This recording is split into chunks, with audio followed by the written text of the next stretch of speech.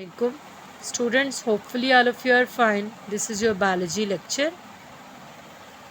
The topic of our today's lecture is role of important nutrients in plant life. Plant life के अंदर nutrients के role के बारे में हम स्टडी करेंगे. In our previous lecture we have studied about micronutrients and macronutrients.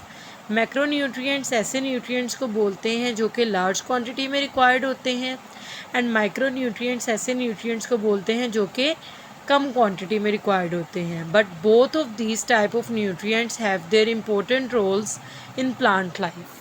So first of all, we are going to discuss the macronutrients and their role in plant life. The first macronutrients which we have is phosphorus. Phosphorus are the important component of ATP. ATP molecule का important component है phosphorus. जैसे कि आप जानते हैं कि जो ATP molecule है वो 3 थिंग्स के साथ फॉर्म होता है, बनता है. First one is a 5 carbon ribose sugar, second one is a nitrogenous base, and third one are the phosphate groups in linear chain. In phosphate groups के अंदर phosphorus मौजूद होता है. नेक्स्ट वन है न्यूक्लिक एसिड्स. न्यूक्लिक एसिड्स का भी part है phosphorus. Coenzymes necessary for seed germination. इसके साथ साथ फॉस्फोरस जो हैं वो बहुत ज़्यादा ज़रूरी हैं सीड जर्मिनेशन के लिए. सीड जर्मिनेशन ऐसे प्रोसेस को बोलते हैं जिसके अंदर एक बीज जो है वो एक प्लांट में मीन्स एक सीड जो है वो एक न्यू प्लांट में डेवलप होता है.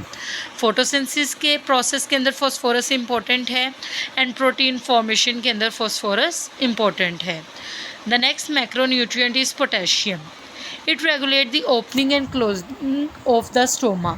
तो बेसिकली पोटेशियम जो है वो opening and closing of stoma को रेगुलेट करवाने में हेल्प करता है.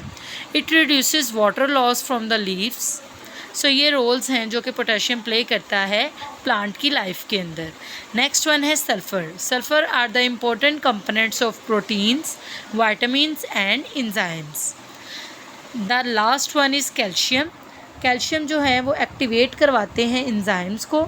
Is a structural component of cell wall, और इसके साथ साथ सेल वॉल के भी कंपोनेंट हैं, उनका पार्ट है. Influences water movement in cells, और इसके साथ साथ सेल्स के अंदर जो वाटर मूवमेंट है उस पर भी असरअंदाज होते हैं. So these are the roles of calcium in the plant life. Next are micronutrients, and हम माइक्रोन्यूट्रिएंट्स के प्लांट लाइफ में रोल के बारे में पढ़ेंगे. फर्स्ट वन है iron. Iron is necessary for photosynthesis. Iron जो है वो फोटोसिंथेसिस के लिए बहुत ज़रूरी है. इट एक्टिवेट्स मैनी एंजाइम्स, और इसके साथ साथ ये बहुत सारे एंजाइम्स को एक्टिवेट कराने में भी हेल्प करते हैं. Molybdenum. Molybdenum is the component of the enzyme that reduces nitrates to ammonia. Molybdenum basically उस एंजाइम का कंपोनेंट है जो कि नाइट्रेट को कन्वर्ट करवाता है अमोनिया के अंदर. इसके साथ साथ इम्पोर्टेंट है इन बिल्डिंग अमाइनो एसिड्स. मोलिबिडेनियम जो है वो अमाइनो एसिड्स को बिल्डअप करने में भी हेल्प करते हैं. The next one are boron. Boron जो है इम्पोर्टेंट है इन शुगर ट्रांसपोर्ट, मींस जो फूड प्रोड्यूस होती है प्लांट के अंदर उसको ट्रांसपोर्ट करने में हेल्प करता है. सेल डिवीजन में हेल्प करता है, एंड सिंथेसाइजिंग सर्टेन एंजाइम्स, और बहुत सारे एंजाइम्स बनाने में भी हेल्प करता है.